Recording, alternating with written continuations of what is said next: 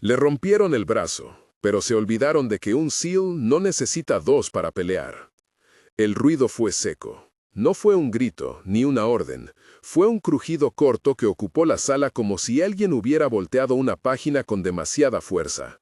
Las luces fluorescentes zumbaban sobre las colchonetas, el olor a sudor y desinfectante se mezclaba con el metal de las barras y el eco de suelas contra goma. Nadie se movió por el primer segundo. Luego, los ojos se abrieron, las cabezas giraron y la sala se llenó de ese tipo de silencio que pesa. Avery Kerr estaba de pie, el torso erguido, una manga cruzada en banda atada al hombro izquierdo, el brazo vendado asomaba, envuelto en tela y en quietud. Tenía una toalla en la mano, respiración contenida y la mandíbula apretada como quien anota un fallo en un cuaderno. No miró a nadie, miró su mano libre, la diestra, y anotó con un bolígrafo en la carpeta que llevaba colgada.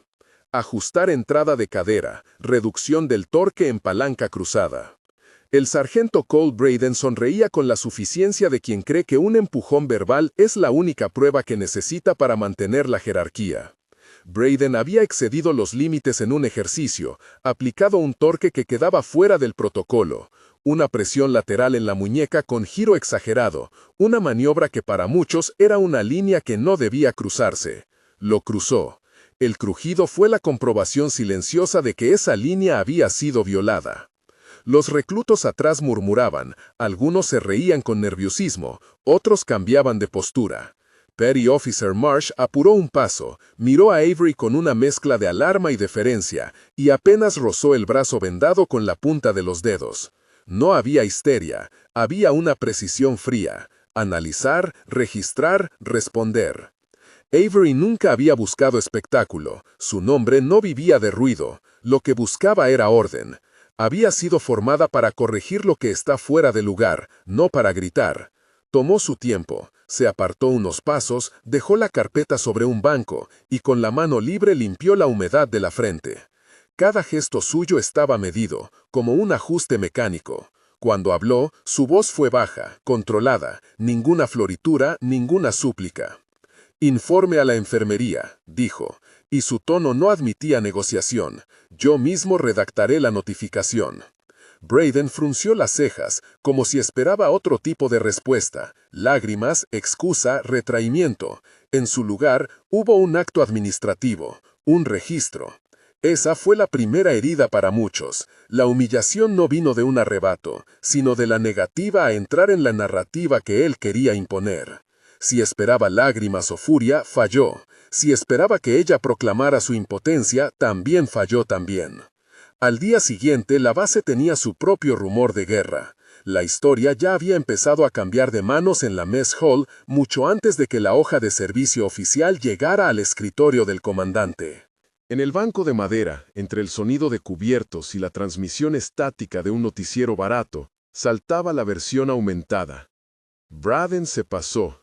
La coronel casi lo saca del ejercicio. Kerr se quedó parada como si nada. Las palabras rodaban y crecían como pelotas en una pista de entrenamiento. Pequeñas voces que tomaban cuerpo. Vance y Jensen, dos de los reclutas que habían presenciado el incidente desde la segunda fila, intercambiaron miradas cuando alguien preguntó en voz alta si iba a haber pelea. Marsh reprendió el murmullo con un gesto. En su cara había algo que no era sorpresa tanto como un reconocimiento práctico. La regla tácita de que las cosas en esa base, hasta donde podía, se resolvían por competencia, no por escándalo. Avery leyó el rumor como se lee un patrón: incoherencias, exageraciones, adiciones. En su carpeta había margen para notas técnicas, diagramas rápidos, palabras secas. Allí apuntó: Incidente 0734. Torque lateral aplicado por Sarg Braden. Posible reactivación de fractura distal previo histórico. No dramatizar. Solicitar evaluación clínica. Coordinar Reflex Evaluation voluntaria para 21 horas. La palabra en inglés, Reflex Evaluation, colgaba como una herramienta del kit, no como una amenaza. A fin de cuentas, era un procedimiento conocido en los bordes del entrenamiento. Una evaluación controlada para exponer diferencias en capacidad y técnica sin transformar el campo en un teatro de venganza. No fue hasta después del almuerzo que alguien más la confrontó de frente. «Kerr», dijo Braden en la puerta de la sala de equipos, «¿vas a poner una denuncia?» Ella lo miró sin levantar la carpeta. Sus pestañas apenas parpadearon. «Denunciar», repitió como si probara la palabra en la lengua. «No. Exigiré corrección. Hay una diferencia». La línea era fina, y Braden no la entendió en el cuerpo. Exigir corrección sonaba a juicio, a tribunal. En la mente de Braden, la corrección era pública, con escarnio. En la de Avery, la corrección era profesional, metódica y sobre todo definitiva. Ella no quería que la base se dividiera por su brazo. Quería que la base, corregida, entendiera dónde estaba el límite.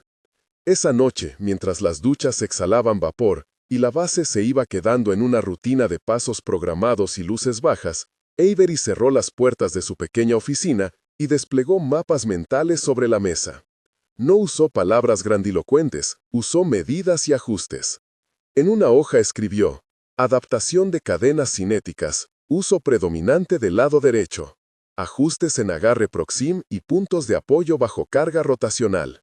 Entrenar palancas y pivotes, no fuerza directa. La caligrafía era metódica, incansable. Anotó tiempos de reacción, inclinaciones de piernas, ubicaciones para redirección.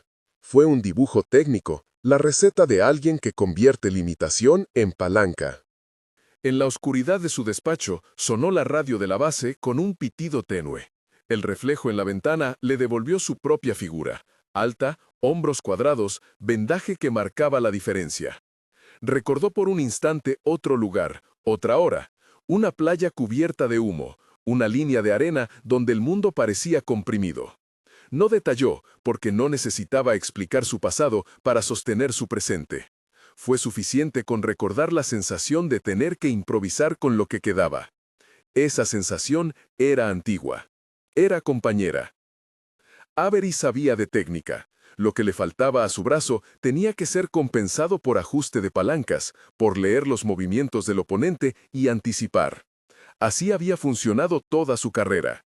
Reducir la incertidumbre hasta que la acción fuese una consecuencia casi mecánica de la observación. No se trataba de fuerza, se trataba de control, y ese control se podría demostrar. Programó la evaluación para las 21 horas en el Reflex Bay, un recinto que solo usaban en casos especiales, paredes acolchadas rojas, luces que podían volverse frías o rojas según la intención, un lugar que convertía la técnica en liturgia. Pidió que Braden y los testigos se presentaran. No lo hizo con desafío público, lo hizo con un oficio y la certeza de que los registros, la presencia de un mando y la estructura del procedimiento iban a ser testigos. La línea entre corrección y escarnio estaba en la forma. Mientras la noche avanzaba, la base murmuró de nuevo. El rumor se había vuelto inevitable. Kerr programó algo a las 9. Dicen que va a demostrar que puede.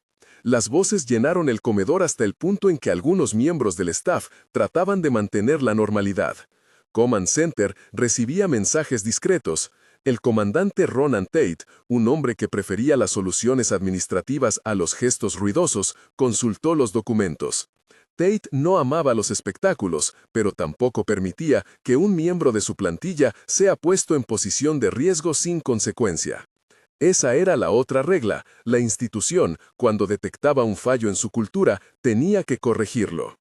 Avery no era ajena a las miradas que buscaban espectáculo. Había visto muchas veces cómo la carne del rumor se alimentaba del morbo. No le interesaban los titulares, le interesaba restituir un código. Por eso, cuando Marsh la invitó a tomar un café en la cocina del personal, ella aceptó. Se sentaron en silencio, con 2 tazas humeantes entre manos. «No lo busques como venganza», dijo Marsh sin rodeos. «La gente espera eso». Ella sonrió de una forma que no concedía debilidad. «No vine a justiciar», respondió. «Vine a mostrar un estándar». Marsh asintió. Había respeto en su cara. Sabía que la línea que trazaba Avery no era para ella sola, era para todos. En los días siguientes, la cadena de mando hizo su trabajo de manera procesal. El jefe de instrucción pasó un informe preliminar. La enfermería había etiquetado la lesión como reactivación de fractura, con nota para vigilias y control. Braden recibió una notificación de suspensión temporal de funciones para investigación, algo que tuvo el efecto de hacer que su orgullo ardiera en silencio. La base no era teatro, la sanción era administrativa, con efecto inmediato, y la palabra, cláusula 12b, empezó a circular en murmullos como si fuese un fantasma legal, sin necesidad de detallar qué implicaba. Eso le bastó a la cultura para entender que había una consecuencia. Avery, sin embargo, no necesitó la suspensión para preparar su respuesta. En sus archivos había una serie de ejercicios modificados, rutinas de adaptación y pasos de trabajo que había ido perfeccionando con su pierna sana y su brazo fuerte. Recurrió a ellos con la calma de quien revisa un plan que ya debería haber estado activo.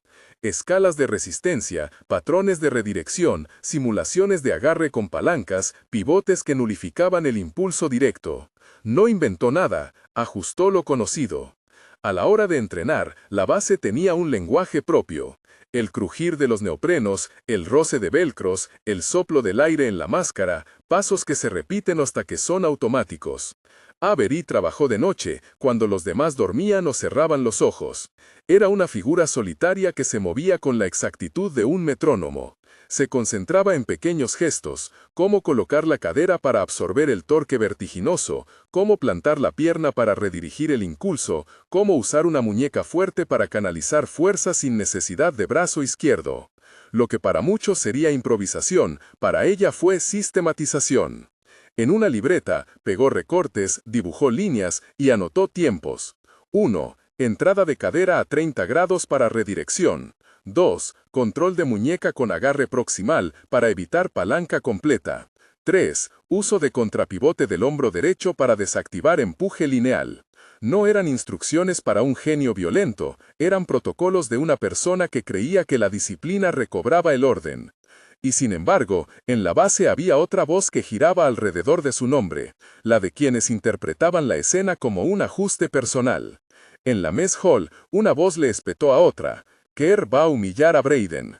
Ese tipo de oraciones proliferaban en la penumbra habitual de los pasillos. Fue entonces cuando Tate recibió la notificación formal de la evaluación. Él medía sus palabras, no quería que aquello se transformase en un duelo público, pero tampoco quería que la institución pareciera acobardada ante una transgresión. Por eso, ordenó que la evaluación se realizara bajo protocolo, con observadores y diarias medidas de seguridad, que hubiera un médico presente, que la filmación quedase archivada. Lo que Tate quería, por encima de todo, era que la base aprendiera. Avery, por su parte, dejó que las comunicaciones siguieran su curso. Una vez cerró la puerta de su dormitorio y apoyó la frente contra el vidrio, pensó en cómo se mide la autoridad, no por el tamaño de la voz, sino por la certeza de las acciones repetidas. Había memorias de operaciones donde el silencio había sido más útil que la palabra, de decisiones tomadas en segundo, cuando el resto dudaba. Esa quietud era la que la definía. El día del ejercicio modificado, la base tenía un clima contenido. Las luces del Reflex Bay estaban apagadas, las paredes rojas en penumbra parecían absorber el eco de los pasos. Los asistentes se colocaron, 2 testigos exigidos por el protocolo, un médico con su maletín, un encargado de registro y uno de mantenimiento que se ocupó de las cámaras. El público reducido era suficiente para mantener la formalidad sin convertir el lugar en una arena. Braden apareció con la mandíbula dura. Su actitud era una mezcla de superioridad y nervio. Había recibido órdenes de presentarse, y la suspensión temporal le pesaba como una marca. Tal vez pensaba que la evaluación sería una excusa para humillar a la que había sido herida. Braden todavía no entendía la naturaleza de la corrección que se avecinaba. Avery se puso la ropa del ejercicio. El brazo vendado sobresalía, pero no era un estandarte. Era una condición. Caminó con paso medido hacia el centro del bay y con la mano libre tocó la pared acolchada como quien reconoce un espacio conocido. En la penumbra, sus sombras se alargaban. Antes de comenzar, abrió su carpeta y leyó en voz baja las notas que había tomado durante las noches. No es espectáculo, es restablecimiento, mantener control y evitar escalada. El encargado de registro dio la señal, las cámaras empezaron su lento zumbido, las luces se encendieron en un único tono rojo, como un corazón que late con una calma contenida. Los observadores tomaron posiciones. En la penumbra, la tensión fue un objeto tangible. No había insultos, no había fanfarria, apenas respiraciones medidas y el sonido regular de un reloj contra la pared. Braden adoptó una postura desafiante. Creía que la evaluación era una forma para que Avery se justificase, que en medio del procedimiento ella estaría limitada por su brazo y la emoción, y que los demás verían lo que él anhelaba, que su superior fuera normal de nuevo. Pero Avery no había venido a justificar nada, había venido a restaurar aquello que la cultura había trastocado. En su mente, repitió los pasos como quien repasa una partitura. No necesitaba dos brazos para ejecutar la melodía. No necesitaba la fuerza bruta para hacer que el orden retornara. Su plan no era herir, era neutralizar. No era espectáculo, era un gesto que dejara una lección. Las cámaras giraron, captando la escena con una frialdad documental. Marsh hizo una pequeña señal. Tate observó desde su silla como quien mira una intervención médica. Braden avanzó, y en el traje de la normalidad, con su orgullo intacto, ofreció la primera acción.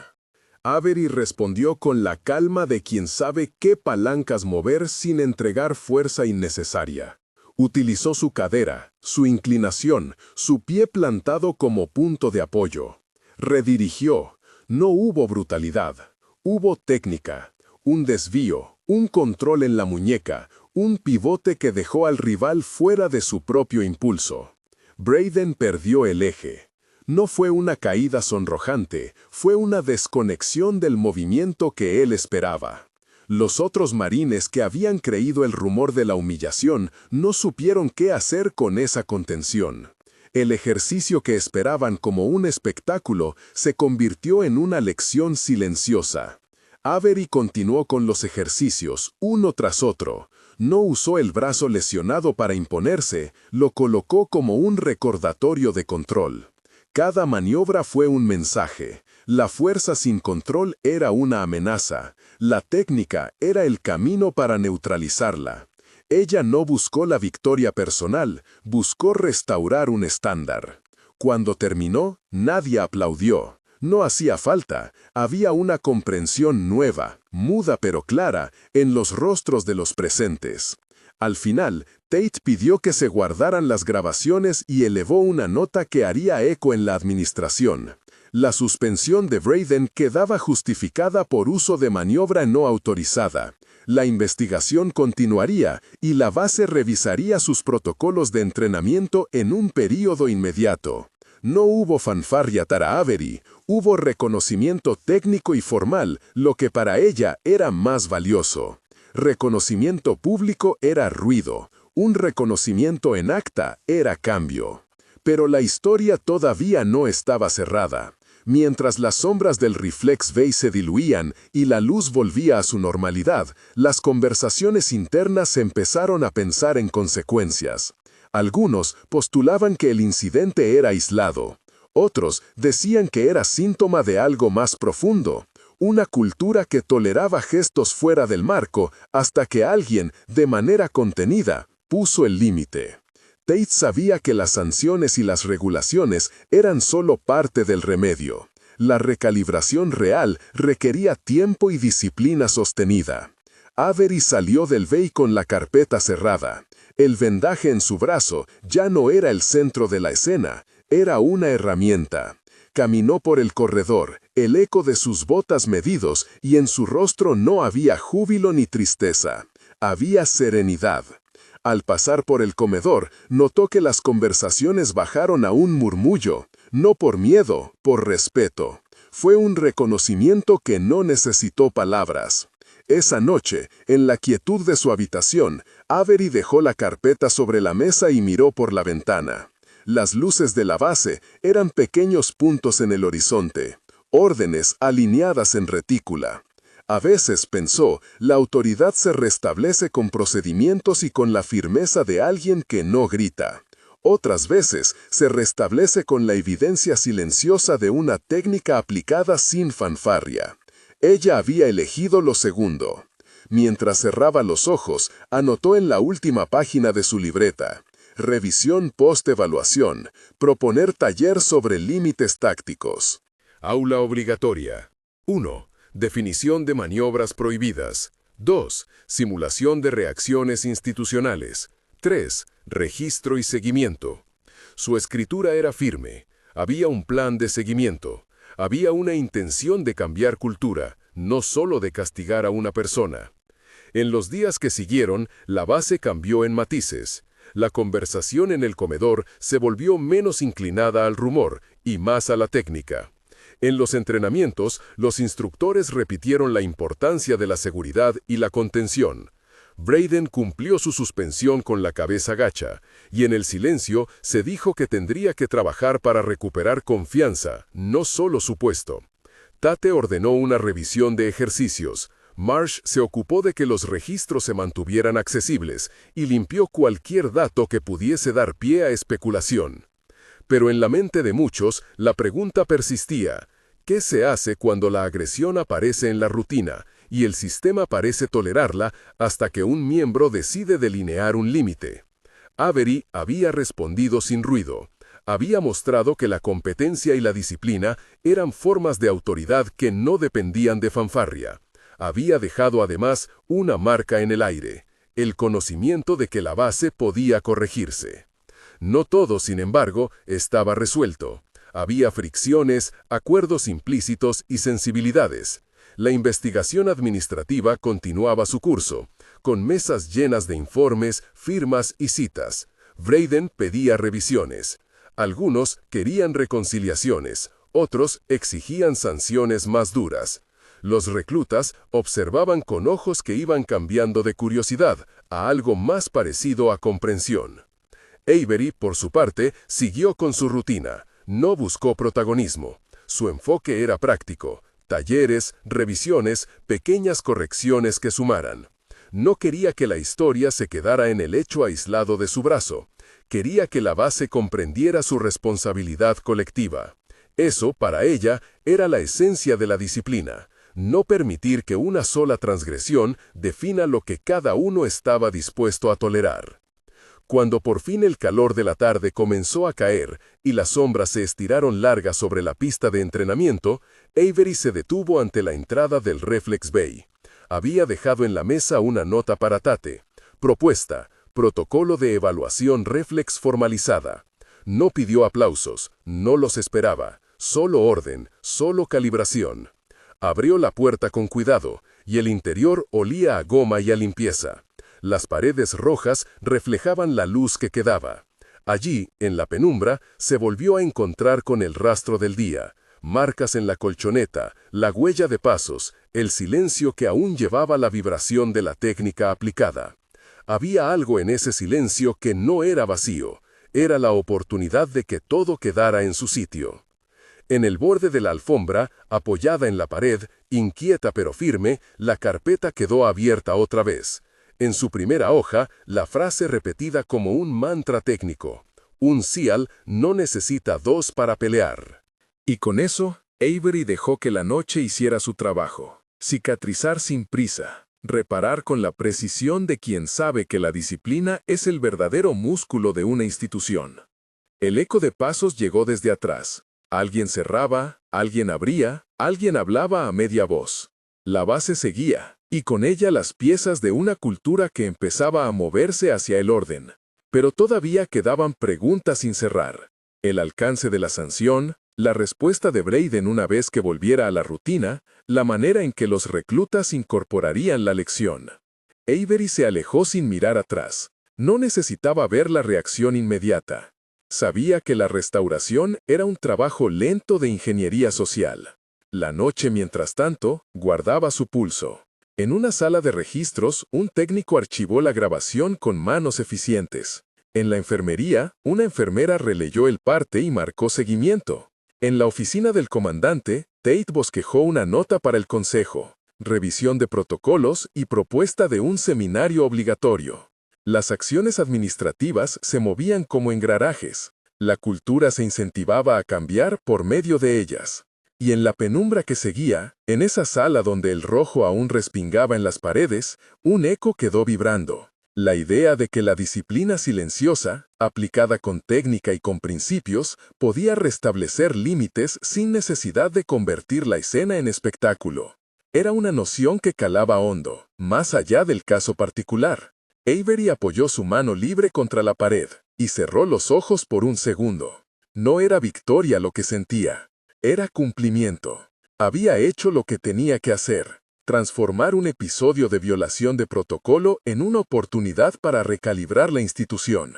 Sus pensamientos, sin embargo, ya estaban en la siguiente tinta. El taller, los puntos del temario, las preguntas que haría en la mesa del consejo. Aún quedaba trabajo.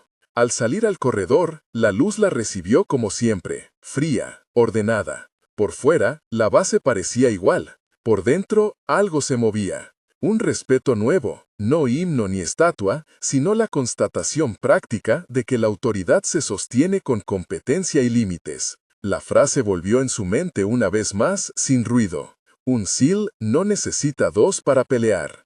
Justo cuando la puerta del dormitorio se cerraba detrás de ella, una llamada en la radio de la base alteró levemente la noche. Era un mensaje breve, de protocolo. La investigación administrativa solicitaba una ampliación de testimonios, un trámite más, unos pasos por recorrer antes de que todo se diluyera en procedimientos. Avery dejó la radio encendida, como quien deja una vela prendida. Sabía que la corrección institucional no era instantánea, era un proceso. Se apoyó en la pared, cerró la carpeta y observó la banda del brazo vendado. No la sintió como una limitación, sino como un recordatorio de que las medidas, bien aplicadas, curan más que la fuerza. Afuera, la base respiraba en sus ritmos habituales. Dentro, una figura contenida preparaba la siguiente fase. No de venganza, sino de instrucción. No de ruido, sino de recalibración. El reloj marcó la medianoche. En algún lugar más allá, Brayden respiró con la dureza de quien aún no sabe cómo recomponer su lugar. En la mess hall, la conversación se había vuelto menos ácida. Tate dejó un mensaje en su escritorio pidiendo un informe final. Marsh barricó la puerta de su oficina con papeles ordenados. La maquinaria institucional continuaba. Avery cerró la luz y dejó la carpeta en la mesa. Antes de apagar, escribió una línea más en la libreta. Próximo, implementar sesión práctica con foco en control y límites, incluir módulos sobre consecuencias administrativas. Apagó. La noche, por fin, la dejó en silencio. Había ganado una batalla técnica, quedaba por delante una guerra de cultura, lenta y persistente. Mientras se recostaba, su mano libre acarició el vendaje con un gesto casi ritual. No era duelo, ni triunfo, era aceptación de que a veces la herramienta que restaura el orden no es la fuerza que más ruge, sino la técnica contenida que demuestra el camino correcto. En la oscuridad, esa idea le resultaba suficiente, hasta que la investigación reclamara nuevas declaraciones y la base tuviera que decidir, de verdad, cómo vivir conforme a esa lección. La investigación administrativa no fue una ceremonia, fue un pulso burocrático que avanzó con la misma cadencia que las cosas serias en esa base. Papeles, firmas, comparecencias. Tate convocó al panel con una mesura que evitó el histrionismo. No era su estilo, convertir conflictos en espectáculo. Quería, más que castigar, restablecer un estándar. Por eso, el lugar escogido fue una sala sin adornos, con una mesa larga donde puntillosos funcionarios colocaron carpetas y una pantalla apagada que aguardaba las imágenes grabadas en el Reflex Day. Las grabaciones no eran para escarnio, eran evidencia. Tate las pidió como si pidiera luz, y la luz, la objetiva, aquella que no se presta a interpretaciones poéticas, habló por sí sola. No había alarde en los gestos de Avery, no había rabia circense. Lo que se veía era método aplicado contra improvisación. La maniobra de Brayden, en cambio, apareció en una repetición detenida, Un torque aplicado con un ángulo fuera del protocolo, una fuerza lateral que, según el médico que testificó, reactivó una línea de fractura antigua. Las voces en la sala eran medidas. Los reclutas que prestaron declaración describieron lo que habían visto sin convertirlo en fábula. Marsh dio su versión con la precisión de quien había visto a Avery entrar y salir del conflicto sin dramatismos innecesarios. Braden compareció con la mandíbula dura y las manos en los bolsillos. Dijo lo que debía decir, que se había excedido en una maniobra, que no pensó que causara daño, que mantuvo la intención de mantener disciplina, no de lesionar. Sus palabras tenían el tono de la sorpresa ofendida, sorprendido de que su gesto tuviera consecuencias fuera del marco que él imaginaba. Algunos en la sala miraron su actitud como si ésta fuera, en sí misma, una prueba. La audiencia revisó las políticas generales. La cláusula 12b apareció citada en un documento sin desarrollos legales detallados. Una referencia a la prohibición de técnicas que exceden el uso razonable de la fuerza en ejercicios controlados. No se necesitó más fantasía jurídica. La mención bastó para encuadrar el acto. El veredicto fue proporcional y pragmático, como dictaba la cultura de TAT. Suspensión por tiempo determinado, reeducación táctica y servicio comunitario dentro de la base orientado a la prevención. No hubo linchamiento público. Hubo consecuencias que apuntaban a la reconstrucción. Además, se ordenó la revisión de los protocolos de instrucción y la implementación de un módulo obligatorio sobre límites tácticos.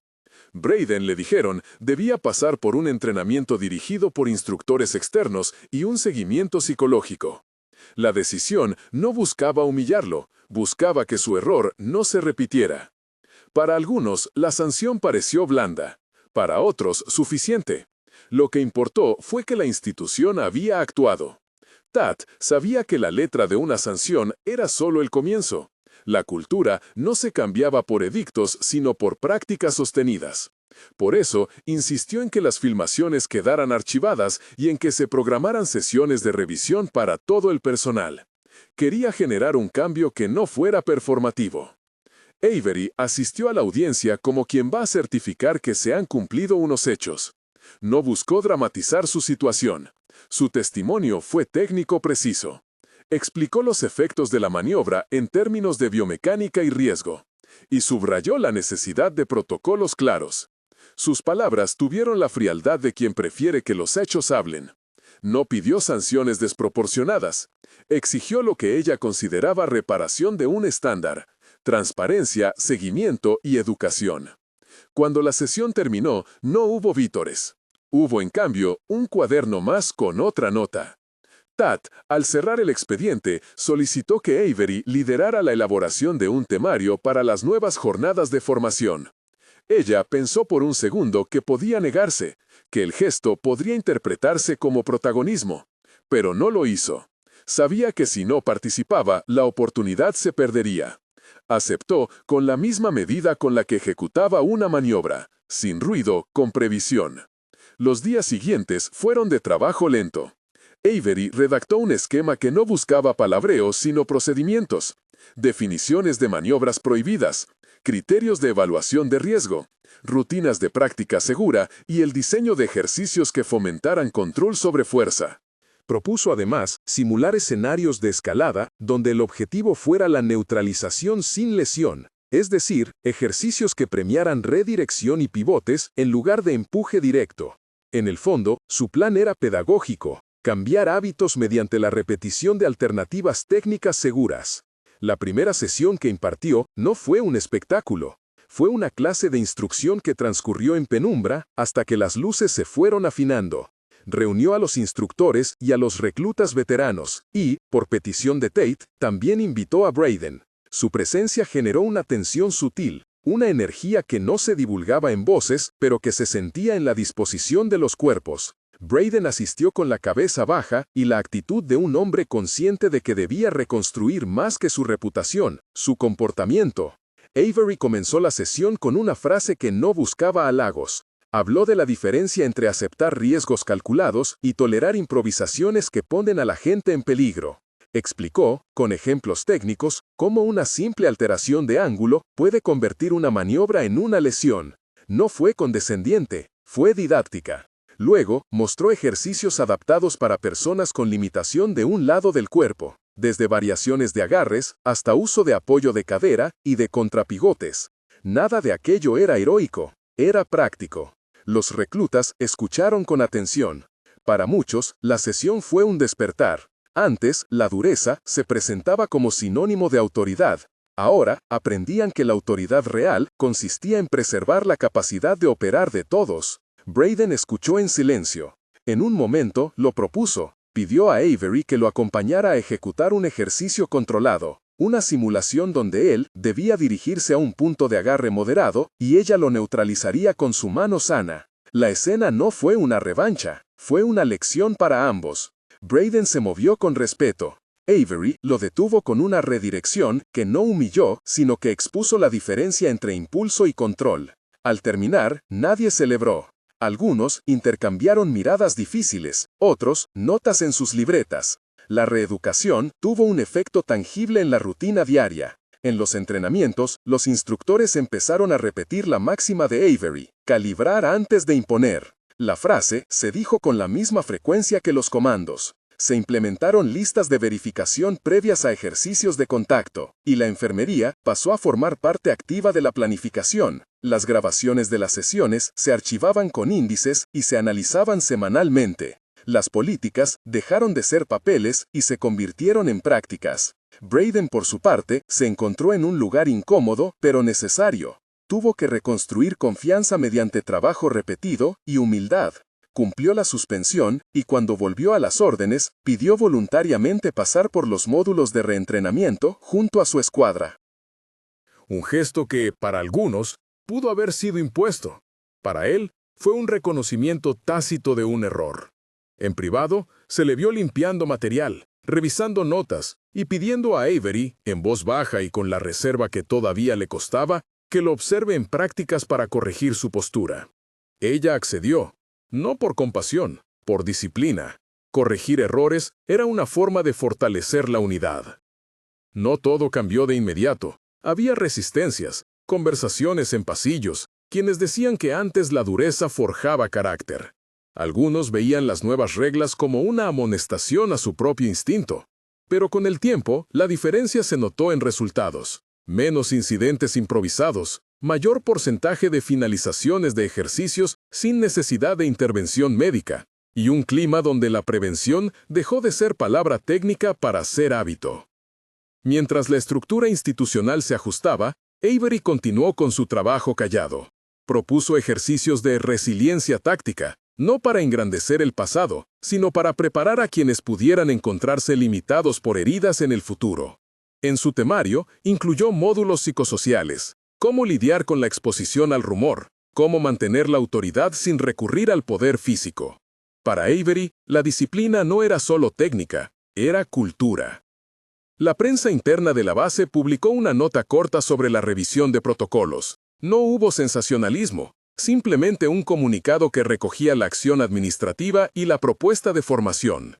En la mess hall, las conversaciones cambiaron su sesgo. La anécdota sobre quién tendría que pelear dejó paso a discusiones sobre enseñanza de técnicas y seguridad.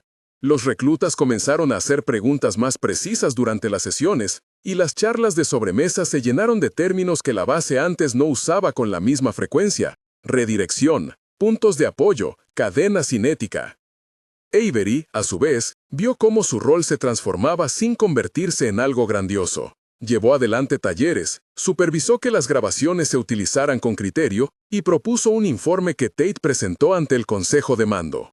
Un plan de implantación de los nuevos protocolos en un calendario de 6 meses. Tate aprobó. Lo que se buscaba era un cambio persistente, no un gesto puntual. La investigación administrativa siguió su curso y concluyó con una recomendación formal. Braden debía ser reubicado temporalmente en entrenamiento teórico con supervisión, y su reincorporación a funciones operativas solo se permitiría tras evaluación favorable. Además, se sugirió integrar a Marsh en la supervisión de prácticas para garantizar la neutralidad. La sanción fue, de nuevo, un equilibrio entre reprobación y reeducación.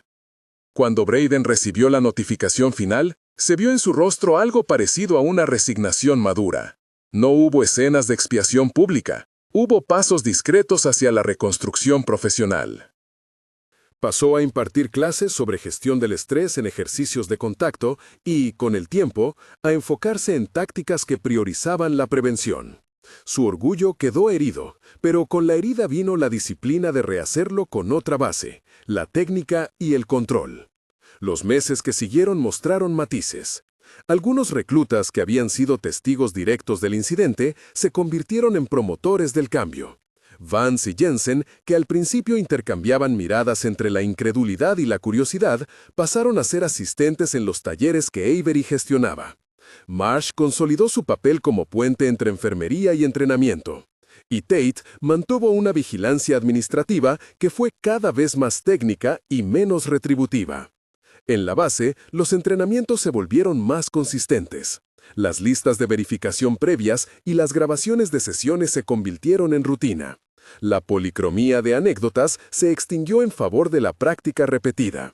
No era una transformación épica, fue una sucesión de actos pequeños que, concatenados, cambiaron hábitos. La cultura, que antes había tolerado la improvisación de fuerza, comenzó a valorar la contención como un signo de fortaleza. Avery, por su parte, no se convirtió en una celebridad ni buscó ese rol. Lo que sí ocurrió fue que su voz, la medida, técnica, contenida, empezó a ser invocada en contextos donde antes se recurría a la exuberancia. Sus propuestas fueron incorporadas en las guías internas, su temario se difundió como material de referencia. Reconocimiento público no fue lo que esperaba. El que valoraba era el que quedaba en actas y en procedimientos revisados. Hubo, no obstante, un momento que nadie esperaba.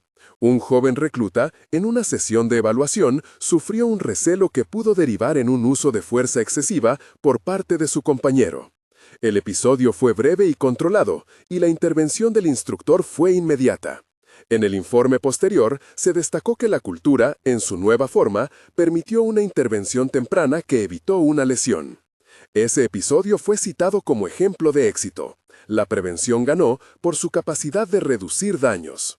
En otro hueco de la cadena, Braden solicitó a Avery que le supervisara un ejercicio específico. No pidió que ella lo perdonara, pidió que lo corrigiera. La petición fue, en su modestia, una forma de reparar. Avery aceptó y observó la ejecución.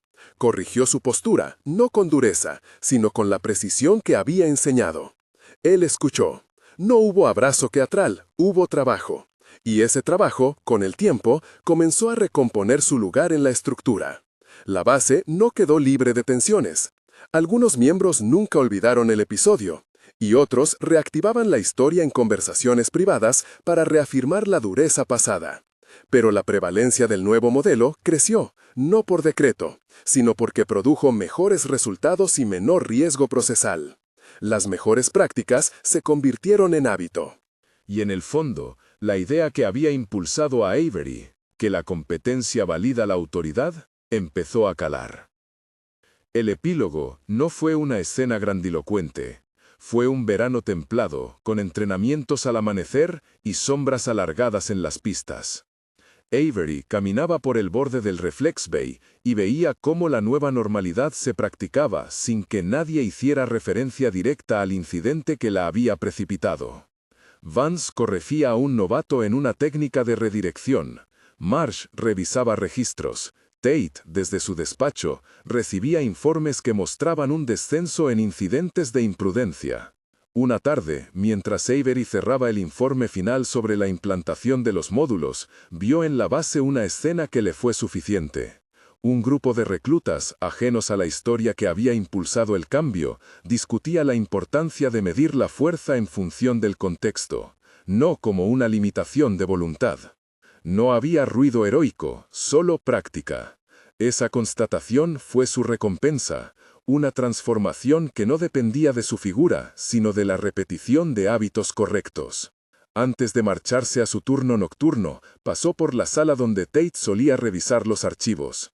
El comandante la observó con la parsimonia de quien conoce el valor de las pequeñas victorias. No hubo gestos grandilocuentes. Tate simplemente dijo: «Hiciste lo necesario». Avery asintió, no necesitaba más. La investigación quedó cerrada con recomendaciones y calendario de seguimiento. Braden cumplió su parte de la sanción y con trabajo sostenido retomó su función con otra actitud. Algunos lo respetaron en silencio, otros tardaron más en confiar. Lo importante fue que la institución, por medio de sus medidas, había trazado una nueva línea de conducta. Cuando regresó a su habitación, Avery dejó la carpeta en la mesa y miró por la ventana la retícula de luces que marcaba la base. No hubo celebración. Había, eso sí, la sensación de un deber cumplido y la conciencia de que la corrección es un trabajo que se ejerce a diario. En su libreta anotó: seguimiento 3 meses, evaluar adherencia en instructores, reprogramar taller anual. Su escritura fue breve, fría y eficaz, igual que aquella primera nota donde había consignado ajustar entrada de cadera. No había lugar para la grandilocuencia. Al recostarse, sintió el vendaje en su brazo como una marca que ya no definía su capacidad, sino que recordaba el motivo del cambio. No se trataba de su cuerpo, se trataba de la cultura que podía aprender a protegerse mejor. Cerró los ojos con la certeza de quien sabe que las transformaciones verdaderas requieren rutina, no retórica. En las semanas siguientes los resultados se consolidaron: menor índice de incidentes en ejercicios de contacto, mayor participación en los talleres obligatorios y un conjunto de instructores que empezaban a revisar sus propias prácticas. Los reclutas, antes fascinados por la dureza, ahora discutían estrategias de prevención con la misma pasión con la que antes hablaban de confrontación. Para toda la base era, en cierto modo, una victoria modesta y esencial. El eco de la frase que había guiado la noche del Reflex Bay continuó, no como eslogan, sino como principio operativo. Un SEAL no necesita 2 para pelear. No significaba negar que la fuerza tiene su lugar, significaba más bien que la fuerza sin control es un riesgo que la unidad ya no estaba dispuesta a tolerar. La disciplina se manifestó, así, en la preferencia por la competencia técnica y la responsabilidad institucional. Con el paso del tiempo, la historia se relativizó hasta convertirse en lección. En las sesiones de formación, a veces alguien mencionaba el caso Kerr como un punto de referencia técnico. No había morbo, había matrícula. Para Avery, eso bastaba. No buscaba que la anécdota la hiciera figura. Buscaba que la base adquiriera un músculo nuevo, la contención como forma de autoridad. Una noche, meses después del crujido que había abierto la historia, Avery caminó por la pista de entrenamiento cuando los primeros rayos de amanecer deshilacharon la oscuridad. El lugar estaba húmedo y fresco, se oían pasos a lo lejos y el murmullo de voces que practicaban. Apostó la mano libre sobre la cadera y en un gesto casi ritual tocó el vendaje con suavidad. No hubo brío ni antiguo rencor, solo reconocimiento por el trabajo realizado y por el que quedaba por delante. Se marchó dejando la puerta entreabierta, como siempre. En la penumbra del Reflex Bay, la luz roja ya no era un signo de tensión, sino un recordatorio de que la técnica, aplicada con quietud y rigor, restituye el orden. La base respiraba en sus ritmos, la cultura se movía, lenta pero persistentemente, hacia un equilibrio que privilegiaba la seguridad sin renunciar a la excelencia operativa. Y en el silencio que cerraba la madrugada, quedó flotando la frase que, desde el comienzo, había marcado la escena. Le rompieron el brazo, pero se habían olvidado de una regla que, para quienes hacen de la precisión su oficio, es evidente. Un SEAL no necesita 2 para pelear. La frase no fue proclama, fue síntesis de un método probado, de una disciplina que, sin alardes, había vuelto a poner las piezas en su sitio.